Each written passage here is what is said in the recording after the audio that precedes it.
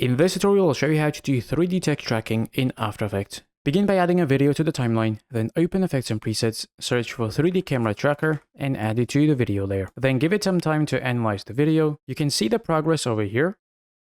And once that's finished, you should see a bunch of tracking points added to the video, but if you've accidentally clicked away and you don't see anything, back in Effect Controls, select the 3D Camera Tracker, and then you should see the points again. Now, as you move the cursor around, you will see there's a red target that gives you the idea of the orientation that the text is going to have if you add it over here. But we can always change that later, it's here just for the reference. So after you've chosen the area you want to add the text to, you just do a right click, then select Create Text and Camera. Then text will be added as well as the camera. And from this point, we can expand the settings of the text, go into Transform. And here we can make the text bigger or smaller by adjusting the scale property. We can also adjust the rotation values to better match the perspective we have in the scene. We can also move the text directly from the preview by dragging on these arrows.